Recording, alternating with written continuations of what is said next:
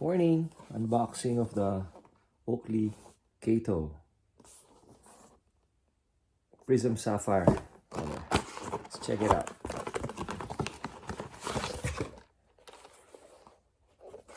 They've changed the holder on this one. Slightly bigger. Tsaka hindi siya ballistic mesh. It's not a ballistic mesh. It looks like kind of a rubbery felt material. And it's slightly bigger. That's pretty good. I think I speak for most of cyclists to say that we're mostly Oakley fans, and at least a lot of my friends are. And this, I think, is a very nice lens.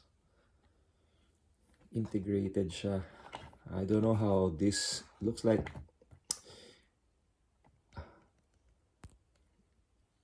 This is only glued, so I don't know how durable that is. We'll find out. The lenses are, again, typical Oakley.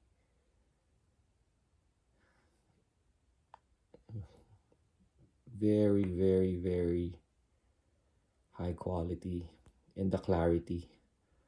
So yeah, it has the standard nose bombs, they call it. So dalawa siya. I think may Asian fit. I think yung Asian fit is just a politically correct say na para sa mga pango. Pag pango ka, mas makapal yung ano. So yung mga pango dyan, kung pango ka, palitan mo yung nose bombs. Pero kung normal naman yung ilong mo, I mean, hindi naman sobrang flat. Hindi flat nose. No offense ha, just sinasabi ko lang yung gusto nilang sabihin in our vernacular. Flat nose, Asian fit. That extra there.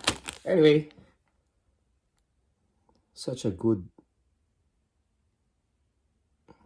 new pair of sunnies. So natin. Pwede. Okay siya.